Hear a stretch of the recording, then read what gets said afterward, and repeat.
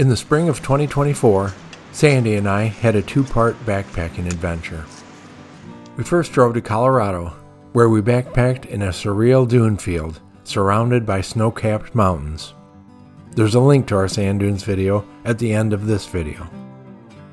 The second part of our trip was a 3.5-day trek through the canyons and rivers of New Mexico's Gila Wilderness. It also happened to be the 100-year anniversary from when this 500,000-acre piece of land was designated as a wilderness area. It was the first of such designations worldwide, and it meant that it was protected for its own sake, not as a resource to be consumed by modern human civilization. We arrived in the late afternoon and started with a short tour of the Gila cliff dwellings. Without backpacks, we're going to do the hike up and around to see the cliff dwellings that this place is so notorious for. Then we'll come back to the car and get our backpacks and get into the wilderness.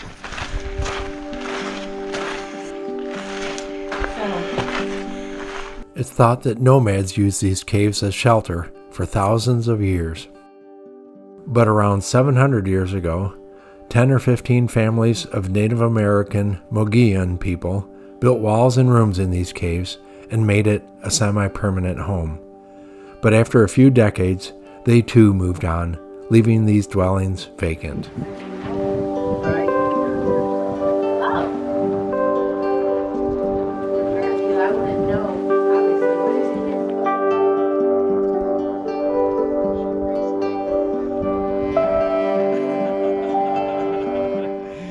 I think I'll go backwards. That's what I do.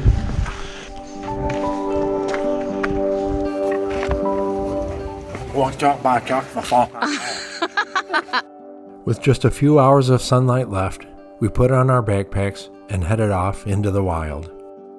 However, it weighed on our minds that rapidly melting late-season snows were impacting the river levels. The word is the water's high, so we may end up having to replan our whole route, but we're going to start up the West Fork of the Gila River and see how it goes.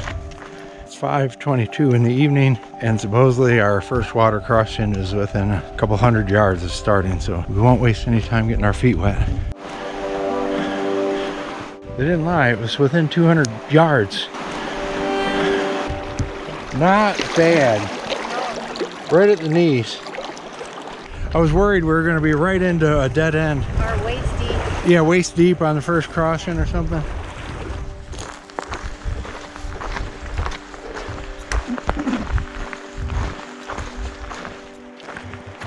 Wow, that's a nice view. Oh, you're not kidding. Kind of perfect. It really is. And I hear crickets.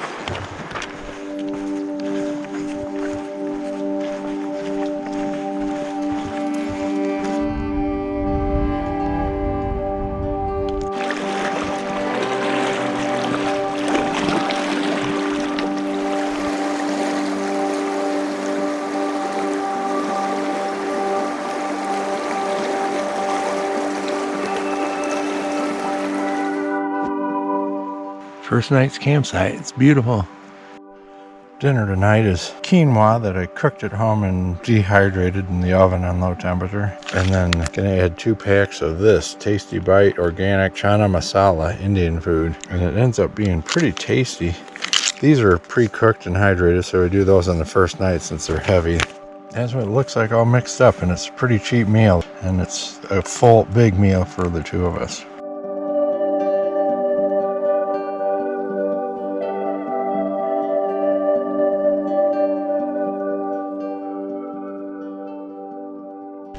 Cold start to the day, 30 degrees, but took no time at all to get to sunshine, and it feels really good. That's really cool.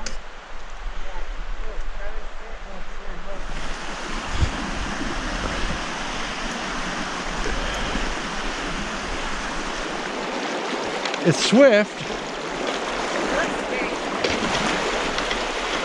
Woo!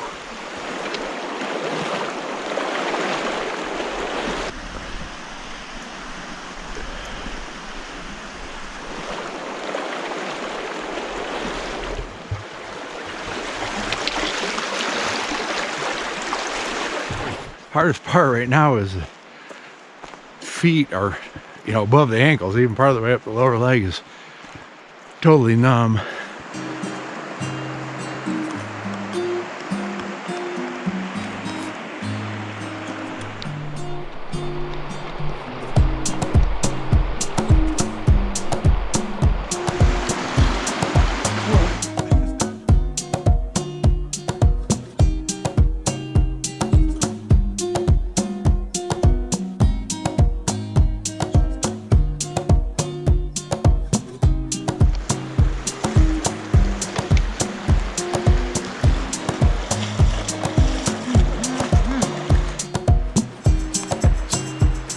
These stream crossings are no joke. You have to pay attention.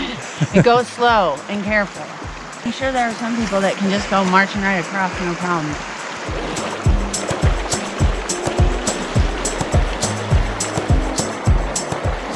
The sun on these canyon walls just illuminates everything in a real nice warm orange glow. You don't have stuff in your pocket, your pant leg pocket, do you? No, I have nothing in my pants except myself.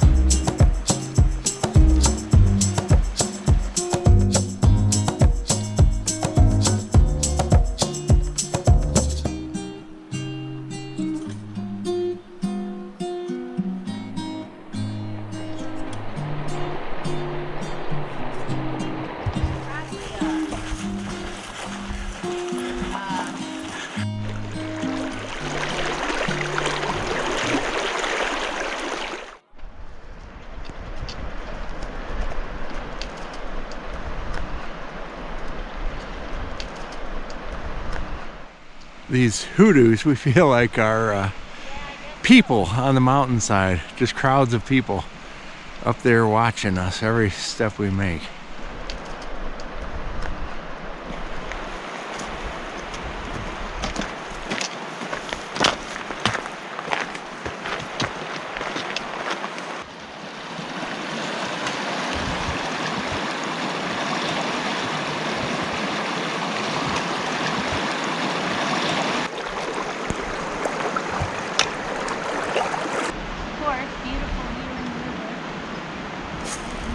Now, is that one of those new high energy bars? Yes, the best kind. The pros use these, don't they? Yeah. Mmm, so delicious. Not sure if I've ever seen a pine tree do that.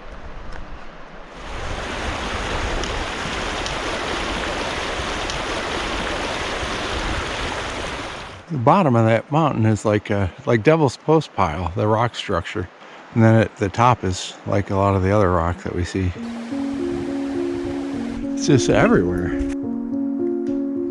That is so weird.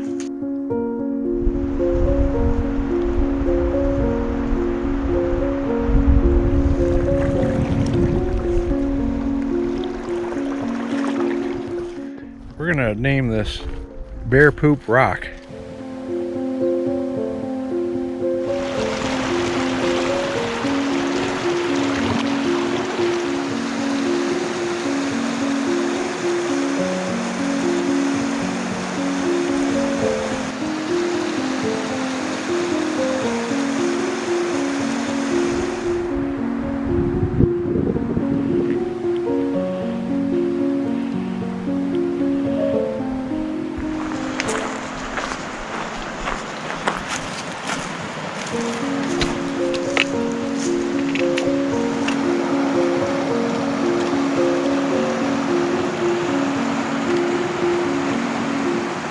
We're camping right in this gorge here, and these walls are amazing.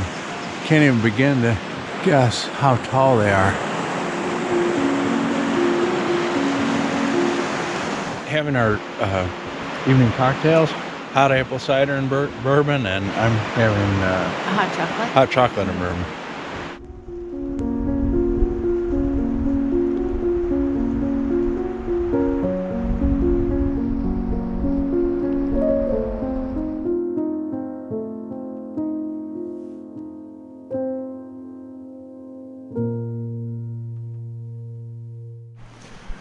what our tent looks like in the morning. It's kind of a mess. When it's real cold in the morning, we like to just pack up and start walking and find a nice sunny spot and make breakfast there.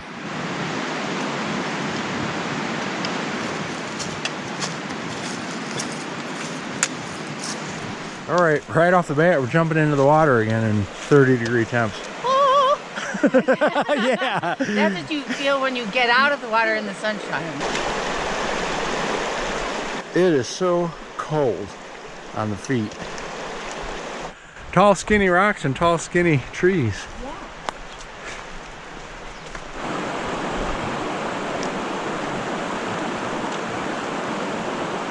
Middle Fork is supposed to be considerably deeper than the West Fork.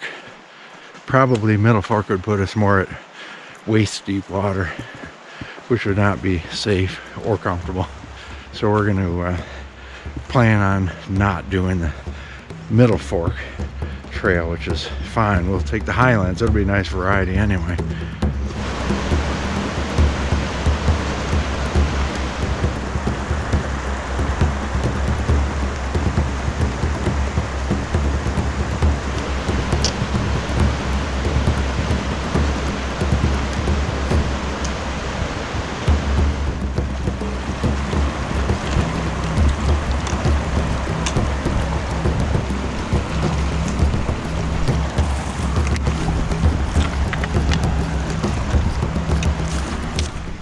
Okay, that was the toughest crossing yet. It's a narrow section of the river. The canyon walls are steeper, and it's a steep gradient. The river is dropping a lot of elevation right there, so it was really fast water and a lot of slippery rocks in the bottom. We scouted up and down for a half hour, tested a few places out, and kind of backed out. Finally found one. It's like, well, it's not great, but we'll do it because there's nothing better.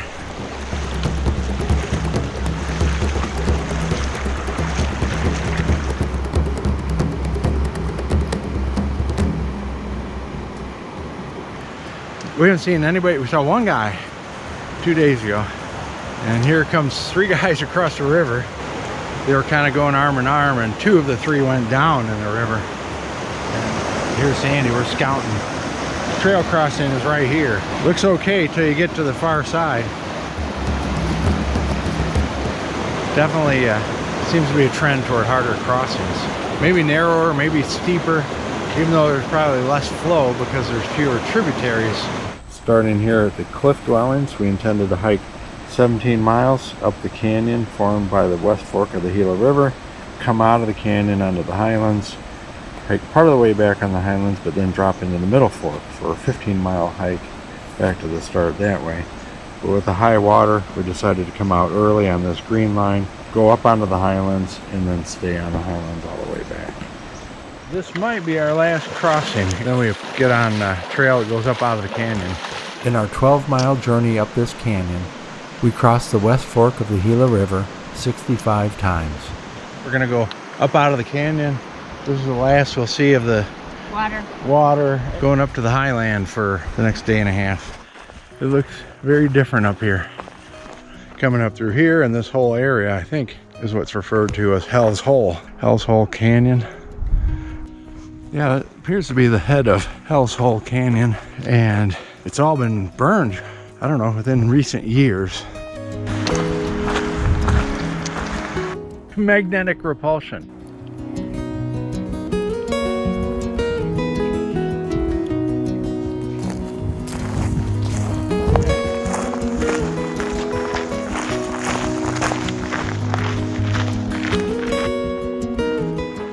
Well, this Woodland Park Trail has been really pretty. Yeah, it is. Woods like nowhere else. Vertebra, bone find. Back to nature. We just encountered a couple of CDT northbounders, and it struck one of them what her trail name might be. What do you think it might be? Bandanas. So it's official. I'll take it. You got up to 24 hours to accept or reject. Oh, okay. And she took it within a split second.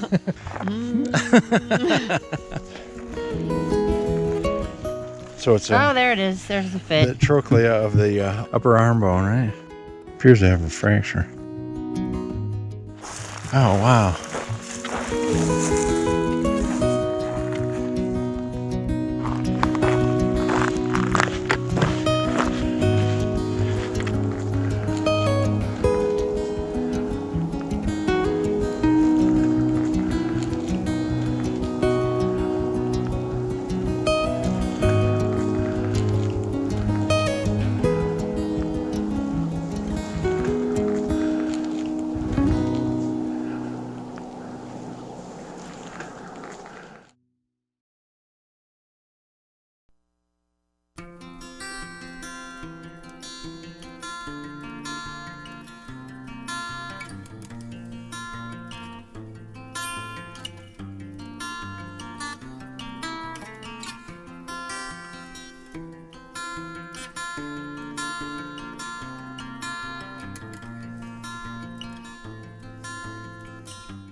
Taking our time this morning, getting going. We're going to do a short day, and this is a beautiful spot to take a nice, easy morning.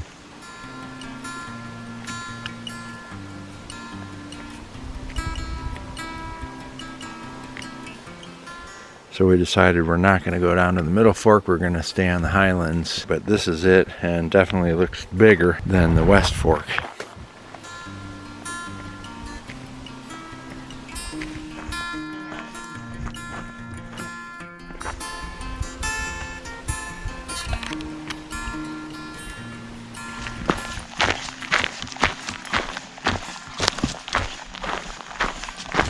This is our last water source. We got plenty of water now to get through tonight and back to the car tomorrow.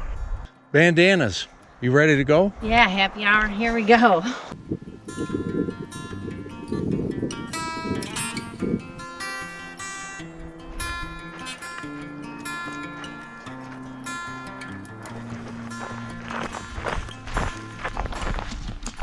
We were gonna make this a short day to kind of extend our journey, but we kind of got to the last trail and it became obvious it's sort of where this is the end of the trip.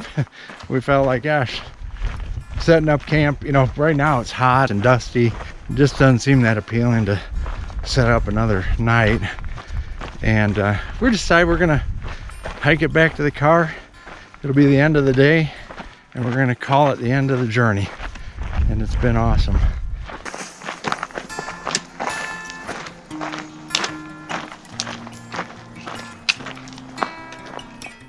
What happened? I turned my ankle and scraped my knee.